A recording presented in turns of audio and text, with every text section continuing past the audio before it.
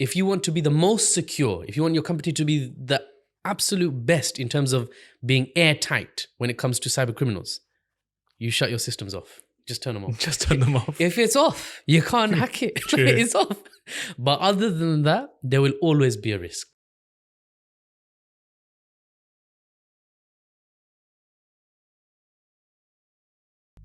Assalamu alaikum, guys, and welcome to the 4th episode of the Tarikhology Podcast. Today we have our next guest, the super cyber hacker, Mahfuz Talukder. Assalamu alaikum, brother. Wa alaikum salam wa rahmatullah. Abdul Wahid. Wa alaikum salam. So I'm happy to have you here today. You're our next guest. How does it feel? It's a pleasure to be here. Alhamdulillah. Jazakallah khair for inviting me. Barakallahu fi. So just a brief bio before we start. I just want to explain to the audience who you are exactly. So you're a cybersecurity analyst working in London, a British Bangladeshi, which is quite a few. I don't know a lot of Bangladeshi cybersecurity super hackers out there. He originally studied biomedicine. Then he transitioned into cybersecurity. Some of the qualifications he has attained are GIAC GCTI, an AWS certified cloud practitioner, CompTIA Security Plus, CompTIA Network Plus, CompTIA A Plus, Google IT Professional Certificate. That's a lot of acronyms. Yeah. Alhamdulillah, that is a lot. I probably just have ICT, if I remember correctly. But that's mainly from GCSEs, I guess. But I didn't take it any further than that. So let's just get started with the questions. Are you ready for that? Yeah, sure. Yeah, okay. Bismillah. So how about you tell us a bit about yourself so that the audience understand who you are? I did give them just a brief understanding of who you are, but it's better coming from you. Yeah, sure. So, Bismillahir Rahmanir Rahim. My name is Mahfuz. I'm 28. I was born and raised here in London by parents who are both from Bangladesh originally. Pretty straightforward trajectory academically. So I went to primary school, secondary school, college. Then I went to university. And as you said, as you touched on, I studied biomedical science. And then I'm sure we'll get into this later on, but I switched into IT first with a goal to end up in cybersecurity. And alhamdulillah, by Allah's grace, I got into cybersecurity and I've been in that industry for about 2 years now. Oh, how has it been? The whole journey has been very eventful, right. Alhamdulillah, in a good way and in a bad way. But I think it's just how you see things. Right. Things can be challenging, but if you see it as, okay, I will use that experience and learn from it, get stronger from it, then alhamdulillah, even challenges are a source of good. So yeah, it's been good generally. It's been very eventful, and I'm glad of how things unfolded. Yeah. So we talked a little bit about you transitioning from biomedicine to cybersecurity. Was there a specific reason for that at all?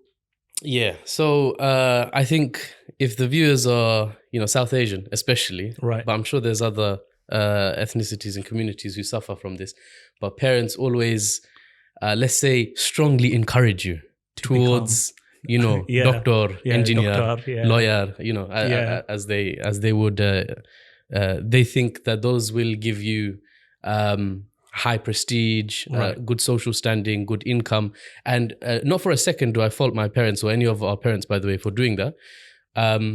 But as a result of that, my parents similarly, they thought, okay, this, he's not completely stupid, so he can probably get into medicine. So let's push him to do medicine, right? So I remember distinctly even going Bangladesh to see our relatives, and I don't really, I'm like a kid, but I'm like, yeah, I'm gonna be a doctor. I'm gonna be, because our parents are like, yeah, you're gonna have to be this. You're gonna have to be this. By the time I reached that stage where I have to decide, what degree I'm gonna do, medicine wasn't really something I thought, okay, this is definitely what I want to do. So biomedical science seemed like a good middle path, because you see, if you do biomedical science and you do really well, you can switch into medicine afterwards. If you prefer, however, you can stay in that sort of more research-based, more lab-based environment that is biomedical science. You can move into immunology, hematology, cancer research. So vaccine studies, for example, would be biomedical science. There's a lot related. of opportunities. Exactly. So I thought, let me leave the door open and study biomedical science. So that's the route I took initially. And then when I switched to IT, the rationale was, near the end of my biomedical science degree, I realized actually that I didn't want to be, stuck in a lab, wearing a lab coat. Everything's got to be sterilized, mask on, those stupid goggles from secondary school on. Right. Yeah. And it's just like, if I need to scratch my nose, I have to like wash my hand 5 times afterwards. Exactly. And I have an itchy nose sometimes. So, right. That's very constricting. I thought, let me think about if biomedical science is the right way forward for me in my future. So that's a contributing factor. And when I started having those thoughts, I decided, okay, let me look into other industries. Right. And IT, cybersecurity, cloud, these seemed like powerful up and coming industries with a lot of opportunity, inshallah. So it was a no-brainer, and I attempted to go down that path instead. Right. So did you complete your biomed, or did you transition in between? Yeah, no, it's a good question. So I finished my biomedical science degree. Right. Right near the end of it, I basically asked Allah to make it easy for me to switch, because biomedical science did not seem to be something that I think I would be particularly passionate about working in for the rest of my career. And Allah made a way for me, alhamdulillah. So I actually reached out to a couple of people, to a fair few actually, not a couple, not 2 people, a few people. And one of them was working in IT at the time. Mm-hmm. So he, may Allah bless him, is a fantastic brother. He was working in IT. He said, yeah, I can refer you if you're interested in considering a career in IT. And I said, refer me. He did, went in for that interview, tried to be the best version of myself that I can be, friendly and all that. Right. After the interview, the gentleman showed me around the office. He said, do you want to have a look at the office? And I was like, yeah, of course, show me around. And he introduced me to my friend. I had to pretend like I don't know him. Like, hey. Not really, but, that was not the time for chit chat. But yeah, so when he introduced me to the people and showed me around the office, sent me on my way, said, I'll let you know. Afterwards, my friend said, it's a good sign that he showed you around, because if they don't want you to work there, they would show they'll you be the like, door. There's the door, quick. Exactly. Yeah. But they didn't. They said, have a look around. So after that, I did get an offer. I took it, got myself into IT. And I think later on we can talk about how I went from IT into cybersecurity. But that was the first step. That was the switch. At the end of my degree, I went into IT rather than into biomedical science specifically. So now that you've transitioned from biomed to cybersecurity at that point in your life, what were the challenges or opportunities that you found within cybersecurity? So this is a new realm for you. Yeah. So I have to clarify. Like I said, I switched from biomedical to IT specifically, right? Okay. Cybersecurity comes later. Because okay. you see, cybersecurity is more of a specialist or specialized industry. It's kind of the way I describe it for people not in the industry is the difference, let's say, between a doctor and a surgeon, or a specialist doctor and a general practitioner. So it's the cybersecurity, it's not very easy to just jump straight in. So I had to go into IT first. This was my mindset. I'll go into IT first. But to answer your question, to go from biomed to IT, there was a lot of self-learning. Right. There was a lot of self-learning. There was a lot of learning on the job. There was a lot of learning after the job. When I got home, I did some more research. But, we have Google.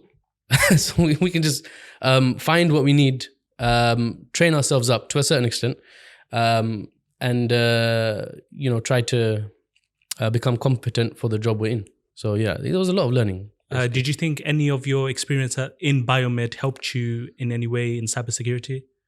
Yeah. I think anyone who's done a degree will probably agree with me that it's not just the knowledge you learn in your degree that is what you're going to take into your career. In many places, like medicine and law, it is, because you need it, because the professional bodies governing medicine or law are very strict, and they need you to have that degree or whatever beforehand. But for most, I would say, industries, it's not the degree that makes the worker or the competent man in the industry. It's the mindset of the man. Right. Or the woman. I mean, it's the mindset of the man and his work ethic. So I did a degree, like a full-on degree at university. That includes, going to lectures, includes writing up coursework and going to exams and writing a dissertation at the end. So that was all sharpening up my, self-study skills, research skills, interpersonal skills, because, you have to interact with students and lecturers and blah, blah, blah, work in groups. God, I hated working in groups, but you get the point. That was all transferable into IT, the self-learning and, operating by yourself, taking the initiative, stuff like that, research. Okay, so those are just some of the transferable skills that you can get. That's right. But the knowledge itself you got from self-teaching yourself, or did you go into a course or anything like that? Okay, that's a good question. And I think I would like to, if I may, touch on IT or cybersecurity related courses at this point in the conversation. I would strongly advise people against going and signing up to agencies or companies that offer, we'll get you into cybersecurity, earn 85 grand a year. That kind of, I've seen these adverts on Facebook, Instagram, online, where they say, earn this much money, we'll get you in, you just have to take our course. Right. This is what all they are doing is they're trying to make, obviously it's a business, so they're trying to make money, but I would advise against taking that. And I myself also didn't take that route. I didn't pick a institute or company to give me a course and spoon feed me like slides. Right. And then I pay them, thousands of pounds for that little service. And then they encourage me to sign, apply for jobs like anyone else is applying for jobs. Right. Rather, what I did and what I would advise anyone trying to get into IT and cybersecurity is identify the certifications and the skills and the skill set that companies are looking for in their cybersecurity or IT staff members. Right. If you go to job listings, you can just type in on Indeed.com or Read or whatever, cybersecurity analyst, and it'll tell you what they're looking for. We want this, these would be desirable. Right. Then look up those certifications, and then go do those certifications. So certifications you have to do, but you don't have to follow a company and, the trajectory they suggest for you. That's what I'm saying. So that's what I did. When it came to CompTIA, for example, right, some of my certifications are CompTIA certifications. It stands for Computer Technology Industry Association. The certs themselves cost like £300. Right. But the training offered by many companies is upwards of, the hundreds, thousands. You don't have to do those training. You can just go online. You can find the materials that align with their syllabus. You can teach yourself and then go for the exam and sit the exam. Yeah. So just to touch on, from what I've seen, you have your own YouTube channel that teaches certain cybersecurity topics, right? So would you say you're one of the go-to resources for learning or understanding certain aspects of the field or the study itself? I needed to take some water there because you're, I think, inflating my importance in the industry. Now, what I'll say is I'm one of the go-to signposters, you could say. Right. If you come to me, I can tell you where to go, what to do to up your chances of getting into the industry, to give you advice on what I think would help you in your particular situation get into cybersecurity or make a switch into cybersecurity. Right. But I am not. I'm nowhere near the top in terms of being a centralized repository or source of resource or source of information on what to do. So my YouTube channel is quite light at the moment. I hope to, inshallah, flesh it out in the future. But right now it's just a few videos, motivational and directional videos, rather than anything technically robust. Right. So what exactly did you see in cybersecurity that made you feel like you had to go into it? Was it somebody that influenced you into it, or was it the job itself you thought was interesting? It's a good question. So I think it depends. For others, or for many people, you have to ask yourself what exactly you want from your job. And I think, especially in this day and age, there's a lot of talk about, do what you love every day. I'm going to wake up and say, I'm so happy. Look, it's still a job, okay? Yeah. They're still having to pay you to be there. And as soon as you stop paying me, Allah Hafiz, I'm gone, right? So You don't have to love what you do every single day, It's a bonus if you're interested in your day-to-day or a component of your job, but that's not necessary. I'll just preface that and then answer your question by saying, cybersecurity, 4 or 5 years ago when I was considering it, after going from biomedical science into cybersecurity or into IT, I was looking for what would benefit me in the long run and what would allow me to benefit my family, my current family, my future family, my community, my ummah.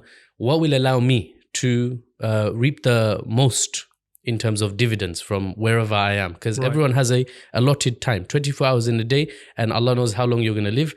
A portion of that you're going to work. You want to be working somewhere, ideally, which interests you and allows you to excel, or you're competent at it at least. And you also want to be in an industry that pays well.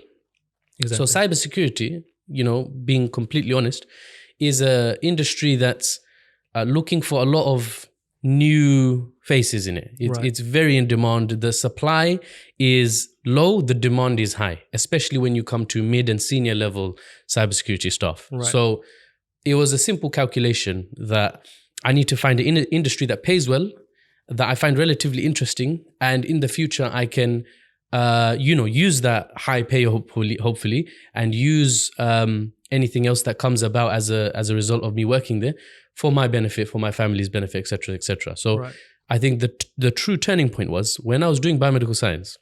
I was in university, right? And we had this lecture. Anyone who's been to uni will know that sometimes they bring in lecturers who don't lecture regularly. They just come for 1 or 2 lessons that they'll do and they'll take off. So they brought in this senior lab engineer, or not engineer, lab technician, I think, senior lab technician and researcher. And he was a Caucasian man in his, middle ages, maybe a bit more. He struck me as someone who knows what he's doing. Very sharp, very intelligent, researches the industry. He loves what he does, right?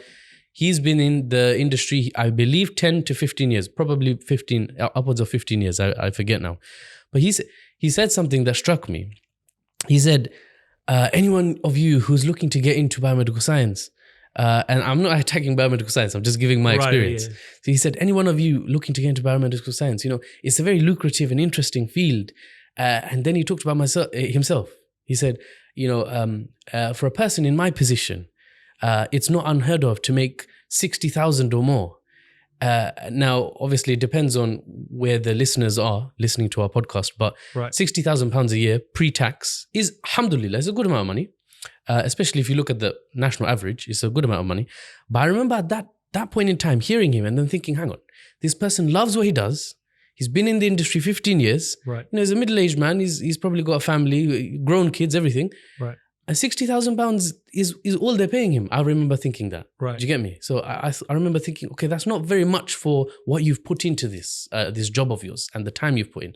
So I thought perhaps I should look at other industries where maybe the opportunities are greater, money is going to be more, especially mid to late career.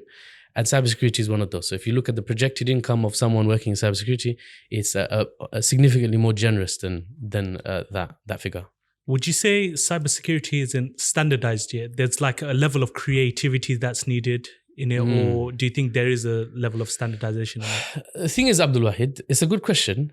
It's definitely not as standardized as other industries, which if one wants, they can take advantage of that, right? So say you want to get into medicine, right? Say, your parents are, you have to do medicine.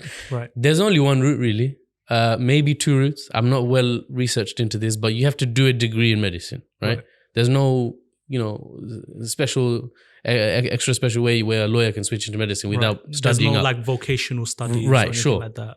So there's a pathway because medicine is one of those ancient professions, right? As is law, as is maybe engineering to some extent. There's some of those old ones that are very rigid. Cybersecurity is very new, is flexible, is fresh.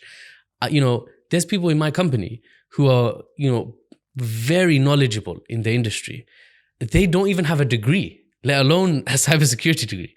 And there's many like me, for example, who have no degree in cybersecurity. They have a degree in something else and they switched when for whatever reason, right? So it's not as standardized. It's not like, every cybersecurity analyst needs to have XYZ, because I suppose that it might be a component to do with the perception. So a doctor, you want to know your doctor actually has been trained somewhere standardized. Otherwise, they might kill you. But cybersecurity analyst, it's more like prove to us that you know what you're doing. Or if you don't know the knowledge, if you don't already know what you need to, then prove to us that you are a self-starter who can learn what he needs to learn. Right. And then we'll give you a chance. So yeah, that in that way, not being standardized is a good thing if you're trying to get in to the industry, because you can find creative ways in. So they give you an opportunity to prove yourself. Well, it depends on the company, of course. It depends on the company. But by and large, the industry as a whole is a bit more open-minded, you could say. Right. So it's not like, do you have a degree? No. Okay, well, there's the door. Yeah, it's not that. yeah. It's, okay, what else do you have then? If you don't have a degree, what do you have? And you can say all kinds of things, which I talk about on my LinkedIn, on my blog. I can talk about some things here. There's loads of things you can do, alhamdulillah, to stand out and to prove that you're, quote unquote, worthy of being considered. Yeah. And a degree is not necessary in the same way it is necessary in other industries. Right. So let's move on to certain threats. Mainly security threats or cybersecurity threats. So what do you think are the most common threats to cybersecurity today? To end users, companies, governments, what do you think is like a very big threat? So this is a really interesting one, because you see, Abdul Wahid, say someone wants to, I'm going to give you guys a scenario. Say someone wants to rob a house. Right. Say the house is on Tarikhology Street. Na'udhu Okay. The house is on Tarikhology Street. It's a 3-bedroom house. It has a garden. Therefore, it has a back door. It has windows on the front. It has windows on the back. It has a front door. Right. Say I'm trying to break in. Right. I do not advise this. And I would not do this. We in Tarikhology do not condone any stealing or burglary of any kind. Yeah. So for this hypothetical, say you're a robber, okay? You have to break in, you have to steal jewelry, okay? It's an Asian household. We do have a lot of gold in there. Yeah, yes, we do. So, not my family, apparently. What I'm trying to say is, if you're a robber, you're going to go through a certain thought process now. You're going to scope out the house. Right. You're going to look for entry points. Right. Maybe you're going to, you're going to stake out. You're going to take some photos of the door, the windows, research, what kind of locking mechanism is used perhaps. Right. You're going to see the best way in, the best time to come in, or when people are away. You can plan it all out. Right. But you as the robber still need to risk yourself, right? Let's say you're not outsourcing this. Let's say you want to rob the house directly. You're like, no, I'm going to be on the front line, okay? Right. And you have a crack team with you who's going to break in with you. You're risking yourself, right? You get caught, you slip on, I don't know, a banana peel. In that the police going to get there, they're going to cuff you. Right. That's one of the risks, okay? You being there is high risk for that robbery. Another risk, another component is, who's going to rob this house on Tarikhology Street? They have to be in the area. Right. They have to know this street. They have to know this house has something valuable in it. They can't be from China. Right. They have to be from at least the UK. Yeah. Imagine having to drive down from Milton Keynes for a robbery. You're already going to be tired. Yeah. You're not going to be as sharp as you could be.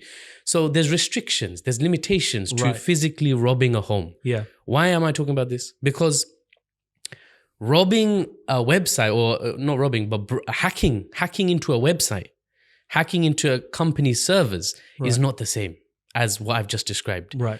You can break in or attempt to break in with very little risk that you're going to be caught. Right. If you're a cyber criminal who knows how to cover their tracks, you're going to use all kinds of different countermeasures to make sure that law enforcement are going to struggle to find you. Right. You're going to be in a country and you're going to be hacking something in another country, which means jurisdiction and legal proceedings is a mess. Yeah. Right. And at the end of the day, you can be anywhere globally and you can hack theoretically anything globally. Right. You don't have to be living in the same city or on the same street as your target. Yeah.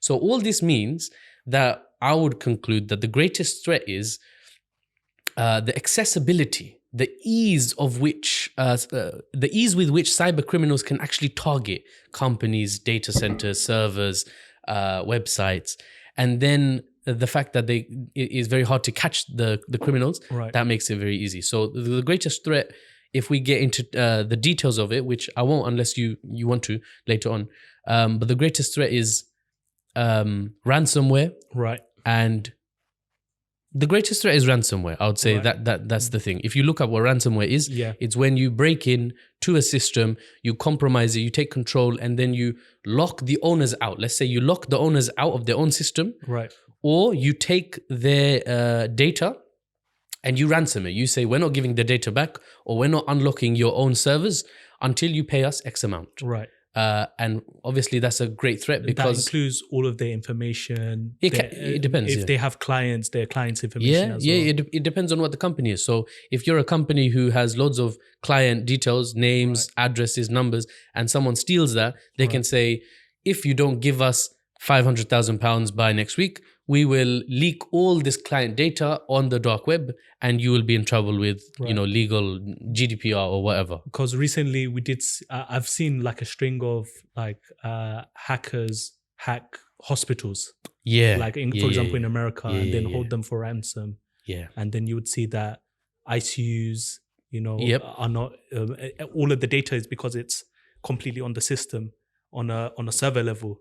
You'd see that they can't get access to the system. Now they're going to go back to the World War II times of pen and paper. Yes, man, that's crazy. And before you know it, they will need to train again through that in a single hour or 2 hours. And you see it's total catastrophe and chaos. It's chaos. I'm not one to use much slang, but the kids would say it's a madness. It's a madness, yeah. Because you see, in the past, I would say there was this general understanding that even cyber criminals won't target hospital systems and whatnot. It was far less prevalent, right? Because there was this sort of ethical, like, even we won't do that. Yeah. But nowadays, from what I've seen, especially in the last few years, it seems like all bets are off. Yes. And especially when there's sort of political difficulties between several countries, one country's hackers, the cyber criminals targeting the other country, they will especially be more ruthless, and they will consider things like hacking hospitals. And, just for the listeners out there, if you can picture it, is all these hospitals that have now digitalized, the ICU units, intensive care units, use technology to keep things running. Hacking that, imagine you brick one of those, brick meaning lock them up. Lives are literally going to be at stake now. It's no longer just, oh, my website's down, which might mean I make less money because people can't buy my products from this web store I have. No. This is literally, people might die because now you can't get onto a certain server and do certain things. And that's happened actually quite frequently now. And ransomware is a factor there. They ask for money and say, we're not going to unlock, the hospital servers until you pay us. Yeah. And even if they get caught and they're found out in different countries, there's no extradition laws. Some countries don't have extradition laws, so you can't get them. It depends. Yeah. So if you're in the US or in the UK and, a cyber criminal is in Russia, China, is far less likely that those governments are going to cooperate with their political adversaries, you could say, and say, now take these people. No, they're not. They're going to protect their own, so to speak. Exactly. And sometimes it's a very interesting thing. Sometimes nation states sponsor cyber criminal groups or individual hackers. Right. They fund them. They, maybe even train them up. But because those individuals are acting technically of their own volition, acting independently, if they do get caught, the government's like, well, my hands are clean. Exactly. This is not a government entity. This is just a rogue, group. So you see how it's much easier to carry out crime, you could say, online. I'm not trying to sell you like get into cyber criminal. No. I'm just saying it's much easier to commit crimes, maybe wipe your hands, even at a national level, of wash your hands of the blame. Than doing an actual crime or committing actual physical violence or criminal acts. Yeah. Then what kind of tools do they actually use to commit these crimes? Is it just a computer, or do they have people in there putting a USB stick into a server? Ooh. Now we're getting into like like TV shows. Yeah. You're trying to like basically. imagine like some interesting thing with the dramatic music playing in the background. Yeah. We don't. I'm not encouraging music, but listening to music, none. What it is there's so many different technologies and ways that a cyber criminal can try and compromise a company that I would struggle to just talk through a few. We'd need several hours. Right. If I can say that if you have access to the internet, you got like the vast majority of what you need already. If you have a strong internet connection and then a computer, you can start messing about quite. So we need to go back to dial-up, basically. We need to listen. There's a joke that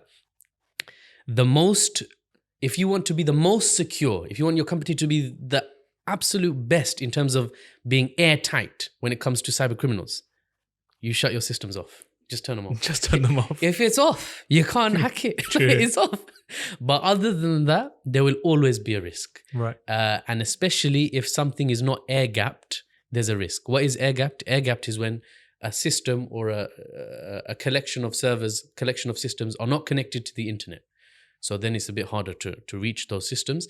In those situations, someone would have to physically come on site and insert malicious software. So if anyone's interested, for example, I would encourage you to Google Stuxnet. So this was a situation where servers were air-gapped, but I think they sent someone in to USB stick in some malware, some malicious software, and that caused a lot of problems for the country. Yeah.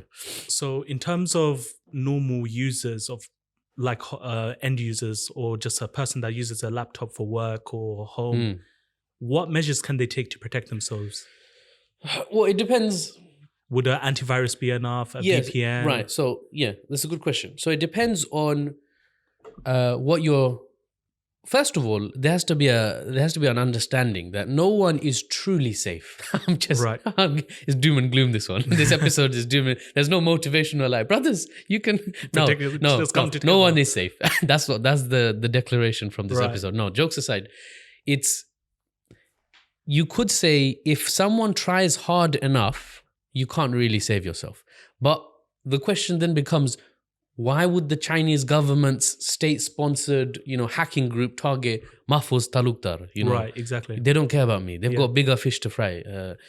For the common man or woman, therefore, I would say use of antivirus on your computer is sufficient, because that will pick up on any malware, any malicious software that's installed. Then there's, of course, also things such as not going to dubious websites. Sometimes you go to, if you find yourself on a website that's, chucking pop-ups at you, asking you to download things, and you're like, well, that doesn't look like what you're claiming it is. Right. But you're asking me to download it. That's suspicious. Get off those kinds of websites. And especially nowadays, I think phishing is a big thing. Phishing, not, masmara in Bangladesh. Phishing is when cyber criminals attempt to get their target to do something that results in information disclosure or results in the installation of a virus or something. So for most people, this will come in the form of a dodgy email that is sent to you. Nigerian prince. So, I'm stuck in Namibia. I need you to wire me £200 and I can give you £70,000. I pursued one of these, Nigerian princes, you could say. Right. And I said, you know what? Just send me the money minus your £200 from there. So just send me £69,000, 800. Right. And just take the 200 for yourself. Right. Because it was that kind of situation where that would be plausible. But surprisingly, they refused. And they didn't send me any money. So don't fall for scams, basically. Right. Email scams, and use an antivirus, and don't visit dubious websites. Right. For the average person, this is enough. And if you want to hide your navigation, like what website, footprint. you want to hide your digital footprint for whatever reason, then use a VPN software. I don't think this podcast, unfortunately, has a sponsor. Otherwise, you could be like, This No, no. episode is sponsored by NordVPN. it would have been a good one. But yeah, use a VPN, a virtual private network that will mask your IP address. So let's move on to AI.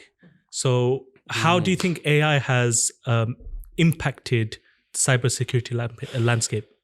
So AI has, I think, impacted everything, hasn't it? It's just it's opened up not a can of worms, but it's opened up a ridiculous number of possibilities in various industries. So in cybersecurity, I would say this is not the only way, but a big way it has impacted the industry is it's allowed for the automation of many things that previously required a living person to go through. It's not going to automate the big decisions or make cybersecurity analysts redundant. It is going to limit the grunt work that people need to do. So often people would need to go through, if someone's not in the industry, this won't really mean anything. But let's say you're going through logs, like entries on a list of entries.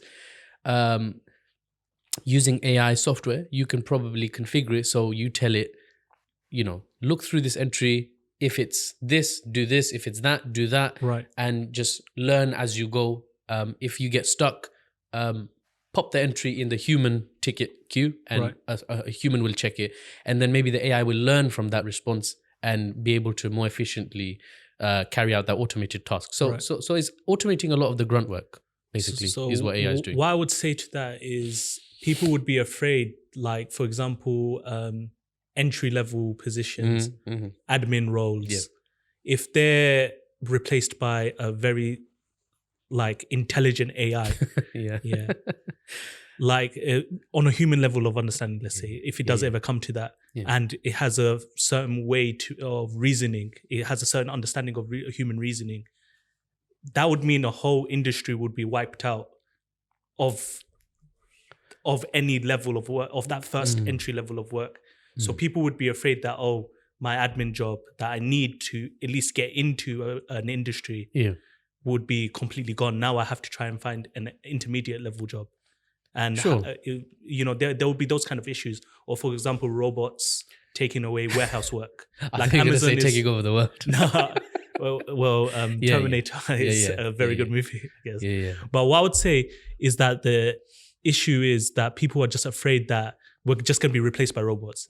Warehouse work is already, you can see Amazon already using robots in a certain degree. They follow a path. Yes. And then they put packages on certain bases, which means that could have been one worker. Could have. It could have been somebody doing actual work. But now, because organizations want to streamline every task, it feels like it's coming to a point where there's going to be no lower level workers, basically. So what I'll say is, Abdul Wahid, yes, these are fears held by loads of people that, they're coming after our jobs. These machines with glowing blue eyes, they're going to take my job and they're going to do it better than I can. They're going to not need bathroom breaks, right? Right. That is a fear. I acknowledge that. But I would encourage listeners, anyone who listen, not to worry about AI or machine learning or robots taking over our jobs. Why? Because every age will have its spectacular leaps forward in terms of technological advancement. Right. When the Industrial Revolution hit and mechanization took off, there were at some point afterwards there was worries that we're all going to starve because these big companies can replace us. Because there was a time when, I'm not sure if you remember Charlie and the Chocolate Factory. Did you watch Charlie and the Chocolate Factory? Yeah, it's very So Charlie's dad, I think, was sitting somewhere just putting the caps on toothpaste. Yeah. That's his job. Yeah. So obviously they can replace that. Yeah, exactly. And they replaced him. And then he was redundant. And then, they're having cabbage soup every night or something. Right. Yeah. Mechanization will always has replaced people. Right. This is the reality. But what you have to do is focus on upskilling yourself and getting yourself in a position where you have a source of income and a profession. And if it does look like, you look backwards and, AI is catching up almost with your job, upskill further. Right. You know, that's all you can do. If you complain, you know, the £1 billion companies, they're not going to listen. They're going to carry on doing what they're doing. So you can only change what you can change, right? And which is yourself and your skill set. Now, moving on to cybersecurity specifically, yes, there's loads of things that can be automated, but AI, machine learning, and you know, anything non-human, they all suffer, or not suffer, but a hallmark of what they are is they are very narrow-minded. They're not flexible. So you can tell a software, even an intelligent AI-driven software, to do something, it won't be as flexible as a human at doing it. Mm-hmm. So there'll always be cybersecurity jobs, Right. unless the internet shuts down. Right. Then I'm jobless. Subhanallah. Yeah, but there will always be cybersecurity jobs, even at the entry level, because it requires a degree of flexibility, of research, of talking to other people, of bouncing ideas of colleagues, Right. interacting with different departments. That, you know, AI can't do that. AI Right. can be a chatbot. So anyone who was, you know, the customer service chat person Right. now is replaced by maybe an AI. Okay, Yeah, fine. yeah. But that guy can do something else now, which AI can't do. So you Right. always have to keep ahead of it, I guess. It's kind of like if you go on Google and type in, you know, best farming methods 2023 or amazing farming technology. Right. They've got like trucks that can, you know, plant crops, harvest crops. In a way, if you look at how the machine is doing it, how the vehicle is doing it, you know, you'll outstrip, you know, 10, 20 people. Right. But, you know, that's happened now. So Yeah. now they're more efficient. You know, those farmers or who would have worked in the fields are having to do something else. Right. So yeah, you just have to keep yourself ahead of the curve. That's what I would recommend. There's no point being doom and gloom. So yeah. in terms of technology, Hmm. what types of technology have made a big impact on cybersecurity, or what kind of new technology, upcoming technologies, do you think will have a greater impact? Other than, well, AI and machine learning is a big one because Right. it allows for automation of many different things. Other than that, there's not much I can really, Not much yet. not much I would, Not much, probably. not May- much that stands out, I would say. Right. Because, maybe not yet. Maybe they're working on something, or with that. well, we I don't mean, know. okay, fine. If I had to pick one thing that really stands out, maybe quantum computing. Right. That would be, I think, something to keep an eye out on, because you see what quantum computing does is anything in security and anything in cybersecurity that relies on passwords, Right. on encryptions, Mhm. a lot of the time it's brute force proof. Right. What is brute force? Brute force is when you keep trying every combination until you get it. So if I say I've got a password that's 3 numbers, Right. you can keep guessing Yeah. from 000 to 999 and you'll guess it. Right. But if you make that password long enough and you Right. include letters, uppercase, lowercase, blah, blah, blah, Right. it's going to take a machine even years to crack that password.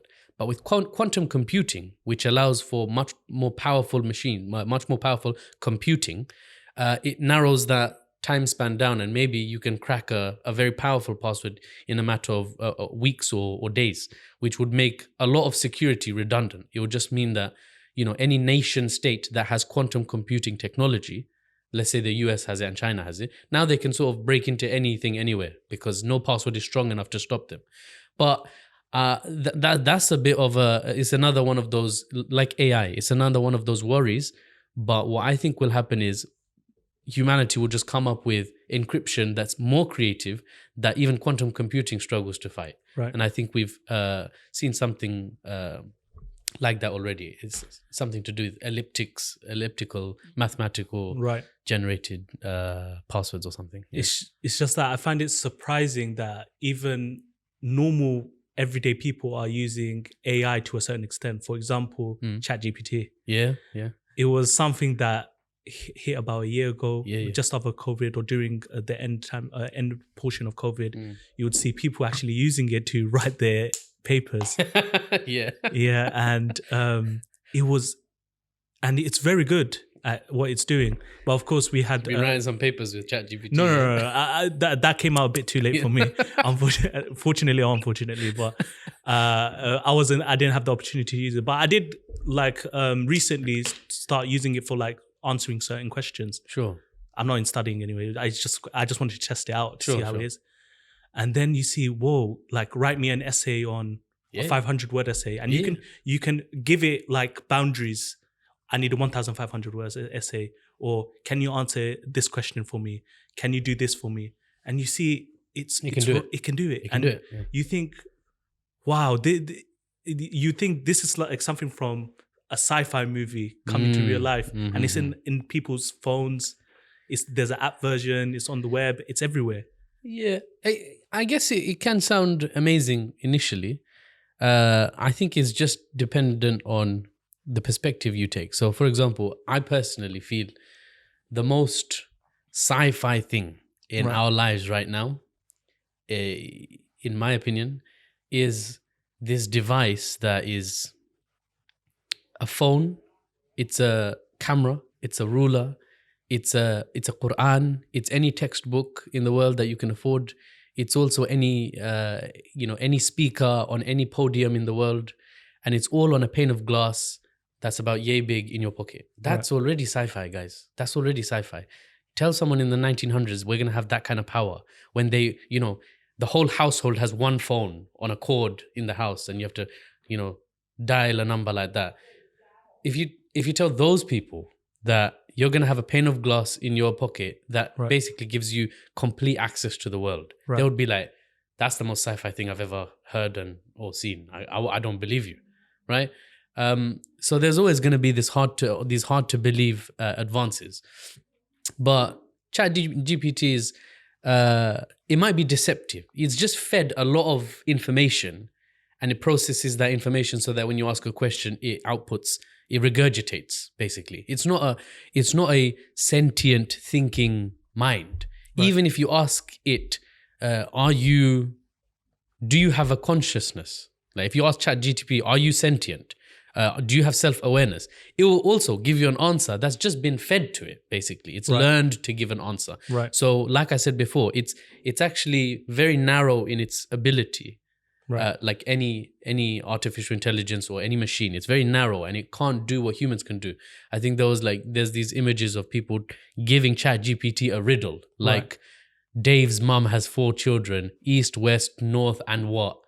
And the answer is Dave, because it's Dave's mum. Right. But ChatGPT might not pick up on that. Right. It's just, if you find certain questions to ask, you'll realize, oh, this thing's actually quite stupid. and certain things that it's trained for, or people have kept asking it, and it's trained on data sets with that knowledge. It's trained. When you hear this, say this. Those things is going to give you an answer, and you're going to think, wow, that's amazing. You just wrote me an essay. Right. Well, yeah, it wrote you an essay because it's got access to all the essays in the world. Right. So it's ingested all these essays, and when you gave it write me an essay on flowers. Right. It just looked for an essay on flowers, gurgled the ordering of the words a bit, maybe picked a paragraph from another essay, blah, blah, blah, and it's generated its own narratives as well, and then given it to you, and you think, wow, ChatGPT can do so much. It's just regurgitation. It's just ingesting a lot more information than a human mind can. Right. But it does save a lot of time, like researching. That it can do. Yeah. Even for you talk about cybersecurity, but copywriting was a big thing that was apparently under threat when ChatGPT came out. Copywriting is people who sort of write descriptions and write blurbs or writing anything for like products online and online services. Copywriting is, the person you hire to write something nice for you. So people thought, oh, when ChatGPT is out, all the copywriters are gone. Because ChatGPT can be your copywriter. Yeah. But actually, now if you look at it, copywriters are still making money. What they're doing now is they're using ChatGPT or AI generally, maybe some other software, to augment, to support what they do. So maybe they'll use ChatGPT to generate something. They'll proofread it. They'll add their own flavor. They'll change the tone here and there. Whereas before they would have to write it from nothing. Now they can rather amend something that's AI generated. So ChatGPT and AI, it will just be supportive and supplementary to many of the things that we do in the world. It won't, I don't think, completely replace much. Right. So let's get back to you and your yourself. How about, what are some of the goals that you're looking to or going towards in the future? Do you have any career goals that you want to do or life goals that you want to meet? If I said no, I have no goals, that would be really bad, wouldn't it? No, it's fine. No. Of course I have. Like I said near the start of this, I think, well, for me, and I recommend for others, you have to pick a career, work day in, day out with the long term in mind. Right. Yeah. You need to think, what's going to put food on the table for me, for my family? Right. Can I become wealthy? Has Allah placed me in a position where I can be wealthier than the average person? If that is the case, then I can then leverage that wealth to benefit other parts of the ummah, right? Because loads of people are not in that situation. If you're born into a rural village in one of the poorer countries in the world, you don't have what I have. You don't have the option, right? We have options. The viewers, depending on where you are, each of the viewers, you guys have your own options, and you should assess your options, and you should think, what will allow me to best utilize myself in the service of the ummah, for the sake of Allah, in the service of my family. This is what a man does, right? This is your life. This is your purpose. So, coming back to me, I guess, my goal is to continue in cybersecurity, gain more experience, become more technically savvy in specific domains, specifically in threat intelligence and vulnerability management. And then I would consider perhaps at some point opening my own cybersecurity company, providing services. Mm-hmm. What services? I don't know. Some services though. There's loads of services that you can offer. I'll find some things that I can offer, and I'll offer them. Another thing is, in terms of at a national level. So I got a bit of an itchy nose. You see, this is why I can't be a lab technician. I got an itchy nose. On a national or on an international level, different countries put different amounts of resources into their cybersecurity programs, or how much training, how much capability they have. I believe the US is number one in cybersecurity. Let's say generally. Number two, according to several organizations, and you can check this, who is world number 2 in cybersecurity? Saudi Arabia. So that's a very interesting factor, and it's actually something that I've kept my eyes on. Right. Because if it could be the case that a career in cybersecurity, my cybersecurity knowledge, any resources that I provide for, let's say, the community, the professional community, if it allows me to, at some point, relocate to Saudi Arabia, big win, because that would allow me to perhaps establish my household, my family, if Allah gives me children, raise them in a place that I think is a very good environment for the Muslims. Because of course, in different parts of the world, you're going to have different challenges. Sometimes the challenges are wealth-based. Sometimes the challenges are morality-based or ethics-based or religion-based. So this country provides certain benefits, has certain weaknesses. A country like Saudi Arabia has other benefits and other weaknesses. So I think cybersecurity, my goal is to use it to allow me to do something in the future for the benefit of my family, my community, my ummah. And I encourage, by the way, just to make this more relevant to the viewers, I encourage viewers to maybe take some time and sit and think, what am I doing right now, career-wise? And how is it going to make me, how is it going to benefit my life and my family 5 years down the line, 10 years down the line? Right. If you find out that actually it doesn't sound like it's going to benefit me all that, consider switching. And then come to me if you want to switch into cybersecurity.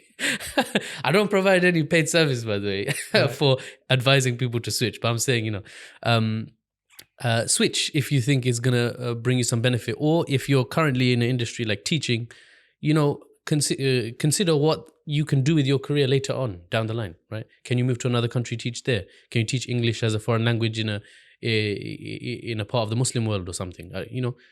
Think about the long term. Don't just live day to day and paycheck to paycheck. Try to think long term and see if there's something you can change to make the long term look more beautiful to you. Alhamdulillah, this conversation has been really good, very insightful, and especially very informative for people that want to think about going into cybersecurity, and the issues, the challenges, and the opportunities that they can get if they transition into into that sector. So I would like to end this podcast by saying thank you, Brother Mahfuz, for being here today. We are honored to have you, and we appreciate that you took the time out of your busy schedule to come here and be with us today. And I would also like to thank all of the listeners for watching our podcast, and we appreciate all of the support that they have shown us by watching it, liking it, subscribing. We appreciate everything that you've done for us. And I would like to sign off by saying Assalamu alaikum wa rahmatullahi wa barakatuh. Assalamu alaikum wa rahmatullahi wa barakatuh. يا واسع